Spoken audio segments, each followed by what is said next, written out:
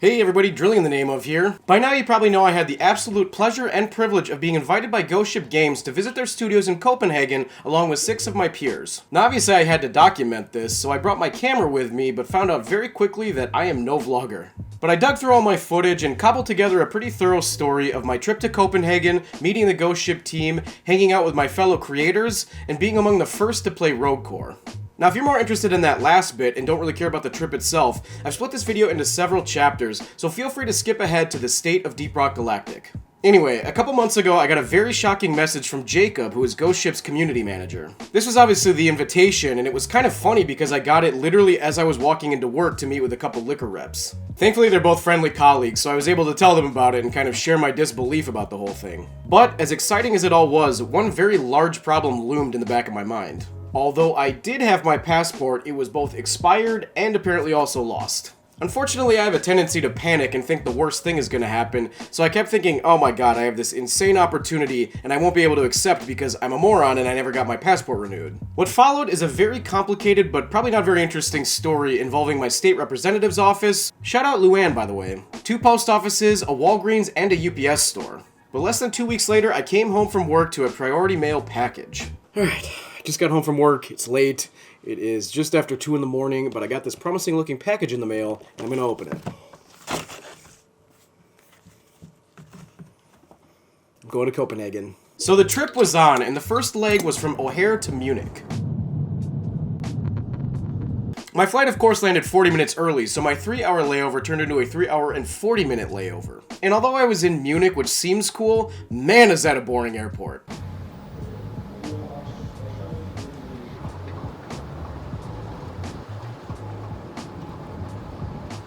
Thankfully, it was just a hop, skip, and a yump from Munich to Copenhagen, and I arrived at about 6 p.m. After getting a nice dinner near the hotel, I met Sniss, Tommy, Dwarf, and eventually Mist, aka Scorched Steel Studios, for a drink in the hotel lobby. The 17-hour travel day snuck up on me pretty quick, so I went up to my room to crash pretty early. Hey everybody, Drilling in the Name of here, and I finally made it to Copenhagen. Thank God I looked up how to pronounce it before I got here. That could have been embarrassing. It was dark when I got here and I was way too tired or cranky to film anything, but I'm up and at 'em now, walking around, checking it out before breakfast.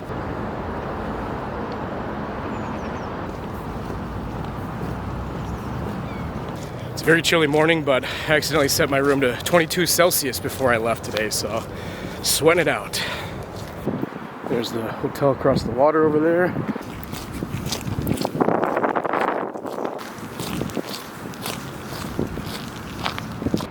Just like home. Oh, except for this guy. He's kind of weird looking.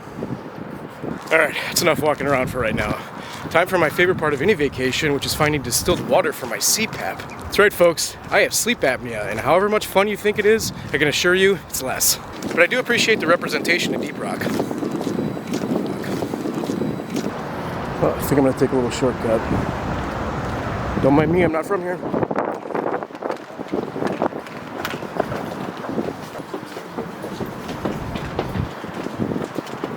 Alright, back to the hotel for some breakfast.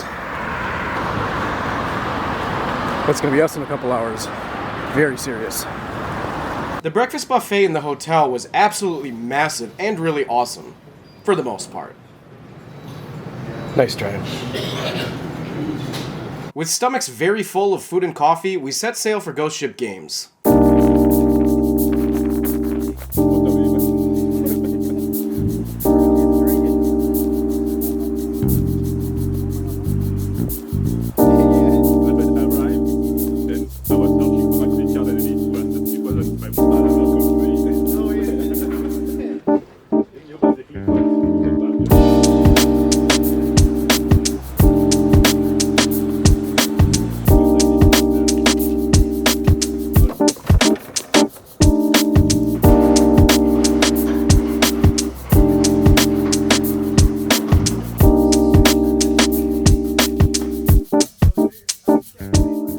There is of course an enviable amount of Ghost Ship and Deep Rock decor, including a really nice shelf of awards and fan art. They even had a pet loot bug? It's hard to say because they didn't want us getting too close and wouldn't let us take any pictures. Actually, I'm not sure I'm supposed to talk about that.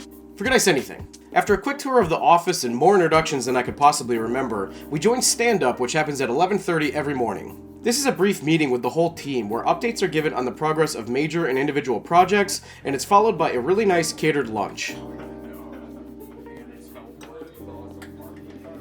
I was unfortunately getting over a head cold the first day, so between that and the jet lag, I was pretty out of it and probably not making much sense. But I do distinctly remember being amazed at how different this is from most American work culture. Seeing the entire team get to sit down at the same time and enjoy a midday meal together was really cool to see. I was sitting with Jens and Christian, and they said this is pretty common in Denmark, though they and others said that Ghost Ship's lunches are particularly good. After lunch, they even brought in a crepe truck that offered a million different toppings, pretzel day style. After lunch, we got to play Rogue Corps. I got to be on a team with Mikkel, Tommy, and Sniss, and there was an incredibly surreal moment at the beginning of our mission that I can't wait to share eventually. Now obviously I can't say too much, but we had a really great time testing a very early version of the game, and I'll get into that more later in the video. Then it was off to dinner at a very nice restaurant called Il Buco, where I believe we had a 7-course meal. There were oysters, mushroom toast, pate, pasta, pine sorbet, and it all culminated in essentially a Scandinavian take on tiramisu, which is honestly one of the best desserts I've ever had. That dinner wiped me out, so I headed back to the hotel a little early to try to catch up on some sleep. Day 2 here in Copenhagen. We became the first to test Rogue Corps yesterday, which feels pretty crazy. I have Sniss here with me. Hello. We're headed to Hart, which if you follow the bear, is where Marcus goes to eat Danish pastry in season 2. Let's go check it out.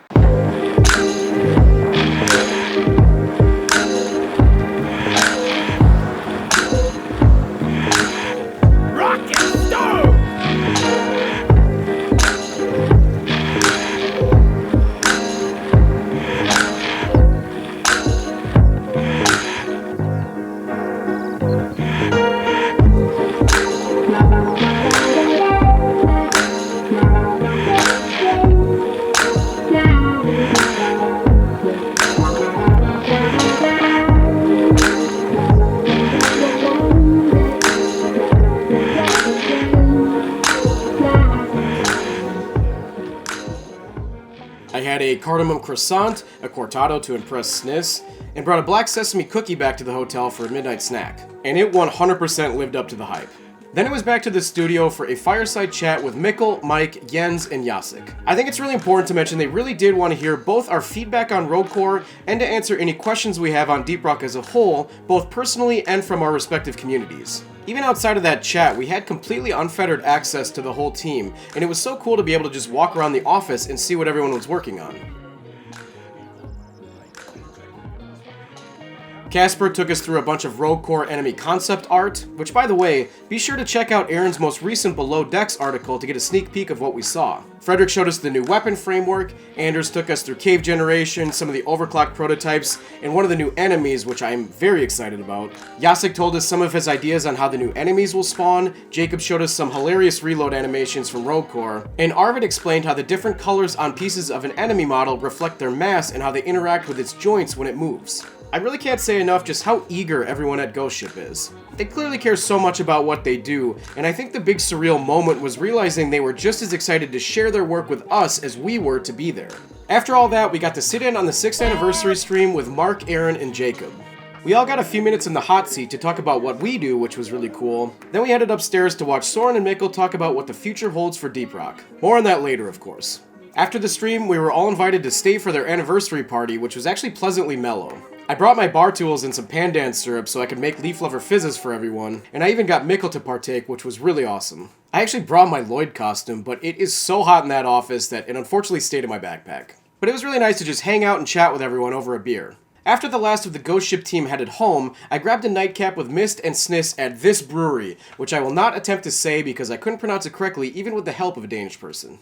On day 3, we headed back to Ghost Ship one last time.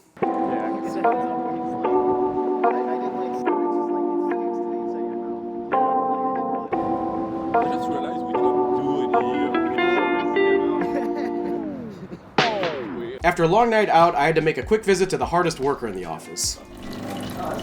We were just supposed to have lunch and walk over to the new office space, but they had one last surprise for us. Apparently Mike wasn't too happy with how easily we got through our first Rogue Core playtest, so he cranked up the difficulty for a second run. It was indeed much harder, and after barely making it to the final battle, all 4 of us got smoked by a single attack, ending our mission. Though LazyMaybe was playing solo and completed it by himself, which seems completely insane. After a second round of Rogue Core, we said goodbye to the office one last time, and headed over to the site of Ghost Ship's new office, which they will be moving to this summer.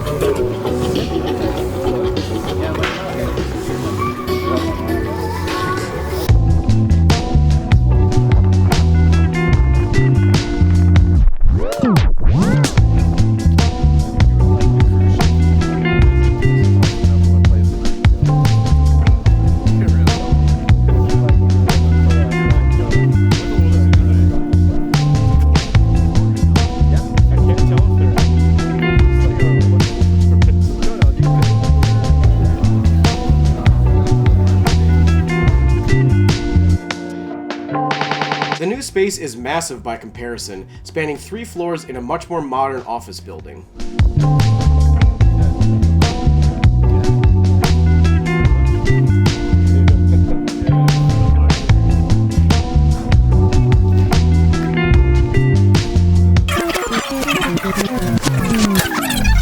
I just like to find this was not me, this was here. Get on the ground! Awesome. Although they said this is more of a square footage increase than a staff number increase, it's really impressive and encouraging that Ghost Ship is in a position to expand at all at a time where the video game industry is experiencing unprecedented layoffs. After seeing the new space, they were supposed to cut us loose for the remainder of our stay, but Aaron thought it made more sense for us to grab a beer, and he took us to the oldest pub in Copenhagen. Cheers! Mike even came back from the old office, which was awesome because I'm a moron and I left my lens cap there. Sorry, Mike. After one last beer together, we headed where anyone visiting Denmark would. The Lego store!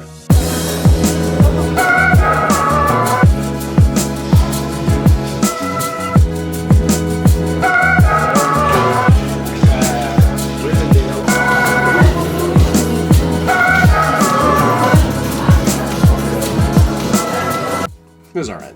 I spent most of the last day with Mist, which was cool because he's cool, but also because, and I can't believe I've never mentioned this before, he's actually made statues of mine and Musnothus' dwarves. Mus commissioned him a while back, and the statues are fucking awesome. I'll talk about these more some other time, but definitely check out Scorched Steel Studios on Instagram and Twitter, and be sure to give him a follow because he's working on some really exciting stuff in the near future. Anyway, we had a pretty chill day. We each got a liter of beer neither of us could finish, walked through a really cool cemetery, checked out a castle, and eventually met up with Sniss and Tommy at the Danish Museum of Design. I tried playing a game of Where's Sniss in the museum gift shop but got yelled at for filming, even though there are no signs about cameras anywhere, at least that I could find. But don't worry, I also managed to embarrass myself at the end of the exhibit as well. Afterward, we met Dwarf for a beer before dinner and got to witness the absolutely unbridled joy of an historian visiting his first 7-Eleven. Then we went out for a very Danish dinner where I got to embarrass myself one last time by ordering a cheese dish as an appetizer for the table. Americans. But other than that, we had a really nice time. Most of the gang headed back to the hotel after dinner, but I got one last beer with Mist at a metal bar that had a giant Merciful Fate mural on the ceiling, which made me very happy. And that was pretty much the end of the trip. I said goodbye to what was left of the group the next morning and started making my way home.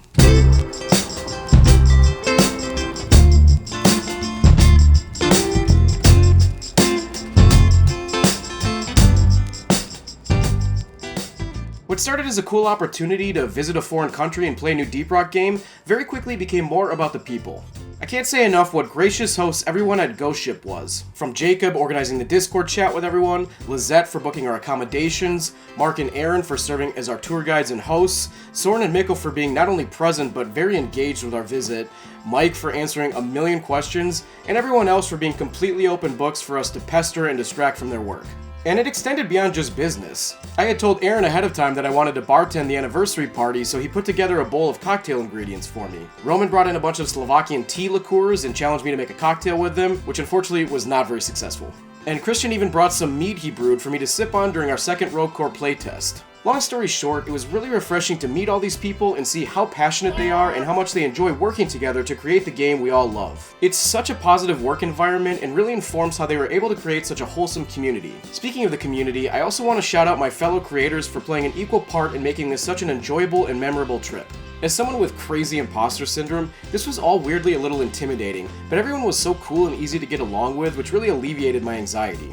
I think it all ended up being a great blend of personalities, and I couldn't have asked for a better group of companions for my first visit to Denmark. Alright, with all that sappy stuff out of the way, let's talk about the state of Deep Rock Galactic. Since I can only say so much about what I saw that week, I want to approach this by addressing what seem to be the three main concerns the community has regarding this topic. I'll start with the easiest one, which is that Ghost Ship is getting distracted by outside projects. Now I know this has been clarified a million times, but it's such a common refrain that it's actually become a meme around the office. So to set the record straight, the board game is made by Mood Publishing, and DRG Survivor is made by Fun Day Games. So while Ghost Ship is obviously playing an advisory role to make sure their IP is being used in a way they agree with, they're not trading their computers for printers or reallocating their own staff to develop DRG Survivor. And side note, they're both awesome and do a great job of translating Deep Rock mechanics into different genres and mediums. Anyway, since that probably still won't convince the people that want to harp on this topic, let's move on. The second big concern I see in the community is that Deep Rock Galactic has tragically passed away. This is also an office meme at this point, and I can honestly say this couldn't be further from the truth. It can best be summed up with a really cool moment between Sniss and Mikkel right after our first Rogue Core playtest. They asked Mikkel if he wishes they could stop working on Deep Rock Galactic so they could focus on Rogue Core, and he immediately said no. He said that working on Deep Rock is great in that it's so familiar, so while Rogue Core is a really fun and challenging new endeavor, it's still nice to come back and expand upon the original game. Now obviously Rogue Core morphing into its own game threw off the timeline, but I was really happy with the Season 5 announcements. New mission types and biomes are honestly what I look forward to the most, so getting a new mission type is great for me, plus everyone around the office seems really excited about it. And although a lot of people just want to see new weapons, we are getting 12 new overclocks, and the few prototypes we got to see were really cool. I'm also really looking forward to the new enemies, and seeing how Season 5 leads us into Rogue Core. Having been there and spoken with the team myself, it's clear they're still very passionate about Deep Rock, and have no plans on slowing down or moving away from the season format. And finally, there's some concern that Rogue Core won't feel different enough. We actually talked about it quite a bit that first night at the hotel, and I think we were all a little worried to some degree that it might feel like more of an expansion, but I can tell you honestly, it is not.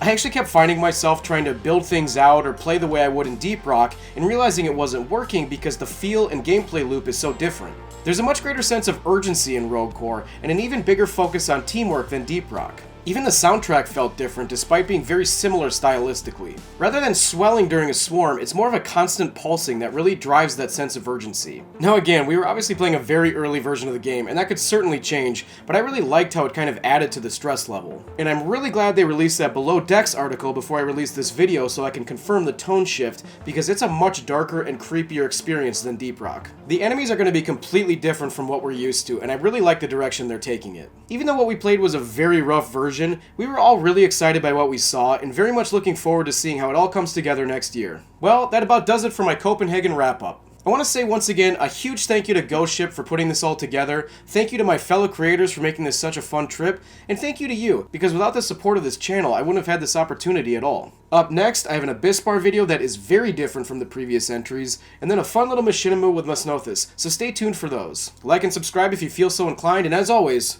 rock and stone, brothers and sisters.